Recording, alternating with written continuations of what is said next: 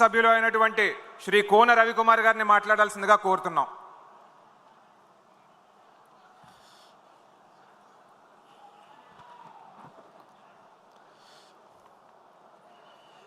నలభైవ మహానాడు సందర్భంగా ఈ సమావేశానికి అధ్యక్షత వహించినటువంటి జాతీయ అధ్యక్షులు ఆంధ్రప్రదేశ్ రాష్ట్ర ముఖ్యమంత్రి వర్యులు శ్రీ నారా చంద్రబాబు నాయుడు గారికి, అలానే తెలుగుదేశం పార్టీ జాతీయ ప్రధాన కార్యదర్శి,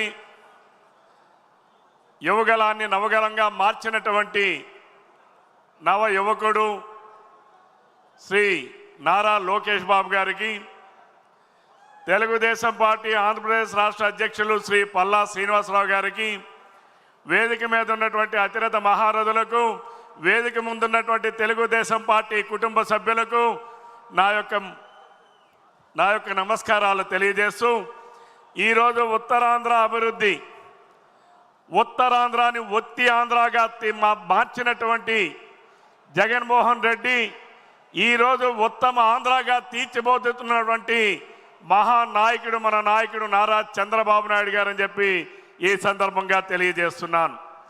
ఉత్తరాంధ్ర అంటే వెనుకబాటుతనం కాదు, ఉత్తరాంధ్ర అంటే మహా ఉద్యమం. ఆ ఉద్యమంలో ఎన్నో తెలుగుదేశం పార్టీ తాలూకా పాత్ర గణనీయం. తెలుగుదేశం పార్టీ ఆవిర్భవించక ముందు ఉత్తరాంధ్రలో ఒక్క ప్రాజెక్టు కూడా చేపట్టినటువంటి పరిస్థితులు ఉంటే అన్న నందమూరి తారక రామారావు గారు స్థాపించిన తర్వాత ఉత్తరాంధ్రలో ప్రాజెక్టుల పురోగతి ఈరోజు 60% భూములు ఈరోజు సాగునీరుకి నోచుకున్నారంటే కారణం తెలుగుదేశం పార్టీతోనే అది సాధ్యమైందని చెప్పి ఈ సందర్భంగా తెలియజేస్తున్నాను. గడచిన 5 ఏళ్ల పాటు అధికారంలో ఉన్నటువంటి వైఎస్ఆర్ కాంగ్రెస్ పార్టీ ఉత్తరాంధ్రాన్ని విస్మరిస్తే అక్కడ మంత్రులుగా పనిచేసినటువంటి వాళ్ళు జగన్మోహన్ రెడ్డి అరాచకాలకు ఒత్తాసు పలికారే తప్ప ఉత్తరాంధ్రకి న్యాయం చేసినటువంటి పరిస్థితులు లేవు అని చెప్పి ఈ సందర్భంగా తెలియజేస్తా ఉన్నారు. హుదూద్ తుఫాను ఆనాడు విశాఖపట్నాన్ని తాకితే ఉత్తరాంధ్రాన్ని అతలాకుతలం చేస్తే హుదూద్ వెళ్ళక ముందే విశాఖపట్నానికి చేరి ఆ రోజు చివరి టాకులా వణికినటువంటి విశాఖపట్నాన్ని 9 రోజుల పాటు బస్సులోనే ఉంటూ నిద్రాహారాలు మాని ఉత్తరాంధ్రాన్ని చివురుటాకులా వణికినటువంటి ఉత్తరాంధ్రాన్ని మళ్ళీ ఒక దారిలోకి తీసుకొచ్చినటువంటి సాహసోపేతమైనటువంటి అనేక కార్యక్రమాలు చేసినటువంటి పరిపాలనా దక్షుడు మన ముఖ్యమంత్రి చంద్రబాబు నాయుడు గారు. అలాగే విశాఖ నగరాన్ని ఆర్థిక రాజధానిగా మార్చాలని, విశాఖ నగరాన్ని ఐటీ హబ్గా మార్చాలని, ఆనాడు ఉన్నటువంటి ఏదైతే ఐటీ సెజ్గా మార్చాలని ఆనాడు చంద్రబాబు నాయుడు గారు అహర్నిశలు శ్రమిస్తే తర్వాత వచ్చినటువంటి జగన్మోహన్ రెడ్డి తన దాష్టికమైనటువంటి పరిపాలన ద్వారా విశాఖపట్నం నుంచి ఐటీ సెజ్ నుంచి 14 ఐటీ కంపెనీలు తరలిపోయానంటే జగన్మోహన్ రెడ్డి దాష్టికానికి బలి కానటువంటి ఏ ఒక్క వ్యవస్థ కూడా లేదు అనడానికి ఇదొక నిదర్శనం అని చెప్పి ఈ సందర్భంగా తెలియజేస్తున్నాను. ఆనాడు విశాఖపట్నంలో పెట్టుబడి సదస్సులు పెట్టి ఉత్తరాంధ్ర ప్రాంతానికి పరిశ్రమలు ఆహ్వానించి ఆనాడు ఉత్తరాంధ్రలో ఉన్నటువంటి వెనుకబాటుతనాన్ని పారద్రోలాలని, ఉత్తరాంధ్రలో ఉన్నటువంటి యువతరానికి ఉద్యోగ కల్పన ఉపాధి అవకాశాలు కల్పించాలని ఆనాడు పెట్టుబడులు సదస్సులు పెడితే దానిని కూడా నిర్వీర్యం చేసినటువంటి వ్యక్తి జగన్మోహన్ రెడ్డి గారు అని చెప్పి ఈ సందర్భంగా తెలియజేస్తున్నాను. ఆనాడు విశాఖపట్నంలో ఐటీ హిల్స్లో డేటా సెంటర్ను పెట్టాం. ప్రపంచంలోనే 5 సాఫ్ట్వేర్ కంపెనీలను పిలుచుకునేటటువంటి ఫ్రాంక్లిన్ టెంపుల్టన్ కానీ బ్లాక్ చైన్ టెక్నాలజీ వంటి సంస్థలు విశాఖలో స్థాపించేందుకు ఆ రోజు కృషి చేస్తే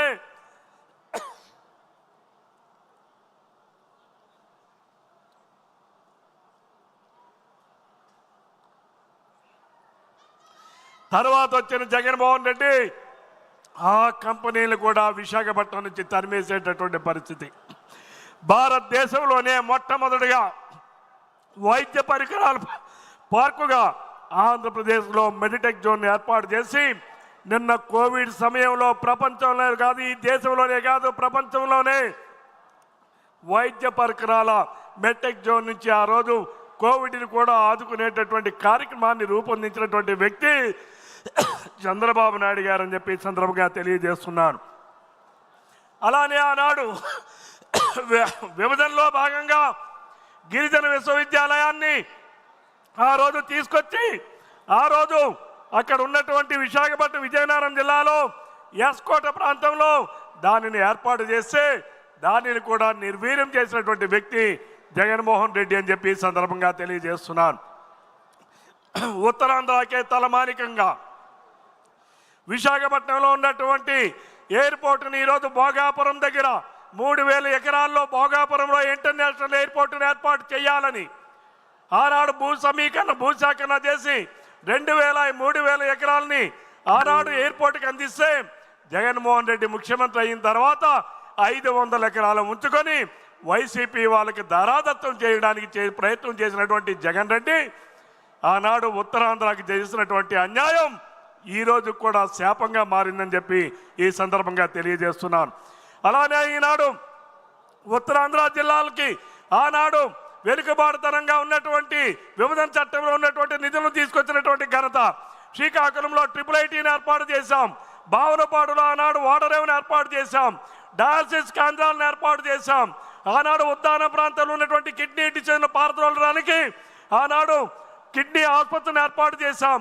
వంశధార బాహుదా నదుల అనుసంధానం, వంశధార రిజర్వాయర్ పూర్తి చేయడం, ఆఫ్షోర్ రిజర్వాయర్ పూర్తి చేయడం, ఉత్తరాంధ్ర సుజల స్రవంతికి 950 కోట్ల రూపాయలతో పనులు ప్రారంభించి మళ్ళీ ఈనాడు శరవేగంగా ముందుకు తీసుకెళ్తున్నటువంటి నాయకుడు నారా చంద్రబాబు నాయుడు గారు అని చెప్పి ఈ సందర్భంగా తెలియజేస్తున్నాను. అంతేకాదు ఆనాడు ఉదూదు తుఫాను వస్తే విశాఖపట్నాన్ని కాపాడినటువంటి రిషికొండని బోడిగుండుగా మార్చి 500 కోట్ల రూపాయల ధనాన్ని వెచ్చించి ఈనాడు ప్యాలెస్లు నిర్మించి నిరుపయోగంగా చేసినటువంటి ప్యాలెస్ల వీరుడు ఈ జగన్మోహన్ రెడ్డి అని చెప్పి ఈ సందర్భంగా తెలియజేస్తున్నాను. అలానే కొట్టు సత్యనారాయణ గారు మాజీ మంత్రి, వైసీపీలో మాజీ మంత్రిగా పనిచేసిన ఆయనకి ఈరోజు 65 ఎకరాలు అప్పనంగా కట్టబెట్టినటువంటి పరిస్థితి. రామ్కి అయోధ్య రామరెడ్డి గారికి ఆ రోజు అక్కడ ఉన్నటువంటి వైజా స్టీల్ ప్లాంట్ దగ్గర ఉన్నటువంటి షేలానగర్లో 28 ఎకరాలు ఇచ్చి అపార్ట్మెంట్లు కట్టడానికి ఇచ్చినటువంటి పరిస్థితి. నేను అడుగుతా ఉన్నాను జగన్మోహన్ రెడ్డి, ఇదేమైనా నీ నాయని సొత్తా అని చెప్పి అడుగుతా ఉన్నాను. ఎవరైనా భూములు ఇస్తే పరిశ్రమలకు ఇస్తాం, దానివల్ల వెనుకబాటుతనంలో ఉన్నటువంటి అక్కడ ఉన్నటువంటి నిరుద్యోగ యువకులకి ఉపాధి అవకాశాలు పెరుగుతాయి. కానీ జగన్మోహన్ రెడ్డి 28 ఎకరాలు 800 అపార్ట్మెంట్ కట్టడానికి ఇచ్చాడనంటే ఏ రకంగా ఉత్తరాంధ్రాన్ని దోచుకున్నారో ఒక్కసారి ఉత్తరాంధ్ర ప్రజలు గమనించాలని చెప్పి ఈ సందర్భంగా కోరుతా ఉన్నాను. అలాగే ఆనాడు ఏదైతే విశాఖపట్నంలో విశాఖ ఉక్కు ఆంధ్రుల హక్కు అనేది నినాదం కాదు, విశాఖ ఉక్కు ఆంధ్రుల హక్కు అనేది అదొక నిజం. ఆ నిజానికి ఎప్పుడైనా ఇబ్బందులు వస్తే, ఆ నిజానికి ఎప్పుడైనా కష్టాలు వస్తే ఆనాడు వాజ్పేయి గారి ప్రభుత్వంలో, ఆనాడు చంద్రబాబు నాయుడు గారి నాయకత్వంలో కొన్ని వేల కోట్ల రూపాయలు తీసుకొచ్చి ఆనాడు విశాఖ ఉక్కు పరిశ్రమను ఆదుకున్నటువంటి మహానాయకుడు నారా చంద్రబాబు నాయుడు గారు.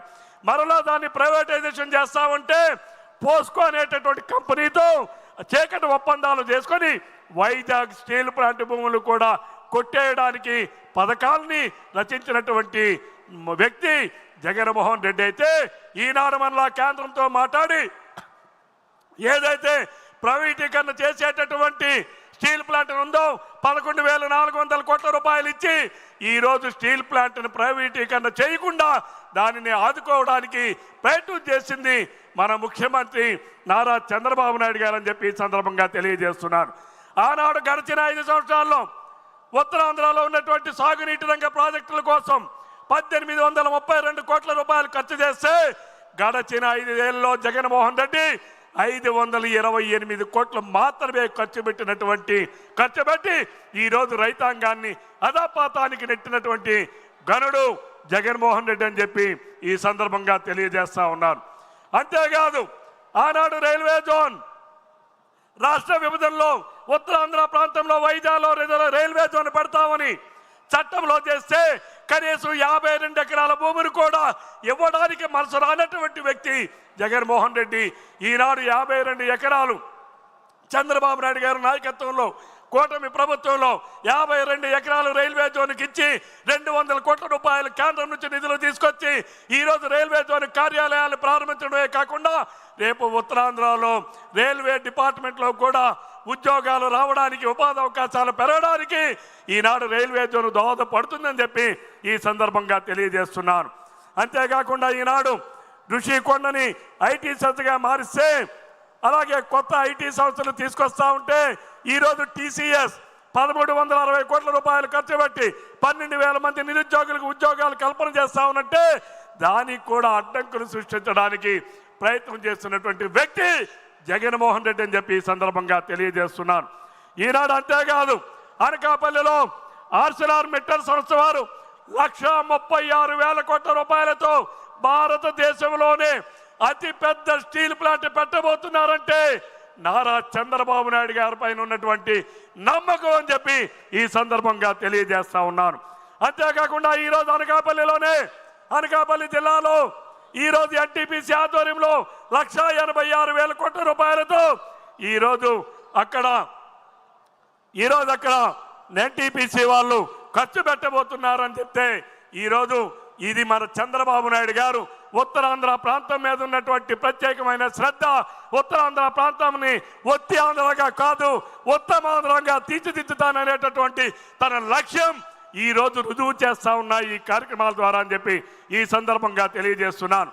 ఆనాడు జగన్మోహన్ రెడ్డి గారు విశాఖ జిల్లాని గంజాయి జిల్లాగా మారిస్తే ఈరోజు చంద్రబాబు నాయుడు గారి నాయకత్వంలో ఈరోజు అరకు ప్రాంతంలో కాఫీ సాగును విస్తరించి 1,00,000 ఎకరాలున్న సాగుని 2 లక్షల ఎకరాలకు పెంచి 526 కోట్ల రూపాయలు ఖర్చు పెట్టి ఈరోజు రాష్ట్రంలోనే కాదు దేశంలోనే కాదు ప్రపంచంలోనే ఈరోజు విశాఖ జిల్లాలో ఉన్నటువంటి అరకు అందాలని ఈరోజు అక్కడ ఉన్నటువంటి పాడేరు అందాలని ఈరోజు అక్కడ అరకు రైతుల తాలూకా పంటల విశేషాల్ని ప్రపంచ స్థాయికి తీసుకెళ్తున్నటువంటి వ్యక్తి ఈరోజు మన ముఖ్యమంత్రి చంద్రబాబు నాయుడు గారు.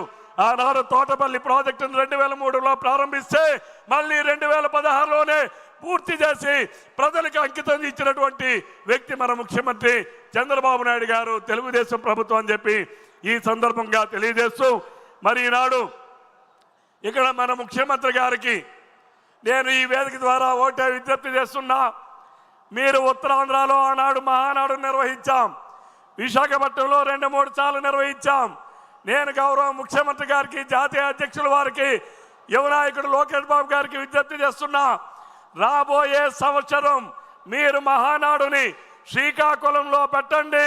శ్రీకాకుళం మన తెలుగుదేశం పార్టీకి కలిసి వచ్చినటువంటి జిల్లా, చంద్రబాబు నాయుడు గారు నాయకత్వానికి కలిసి వచ్చినటువంటి జిల్లా.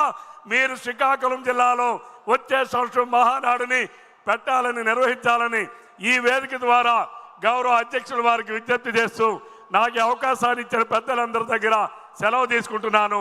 జై తెలుగుదేశం.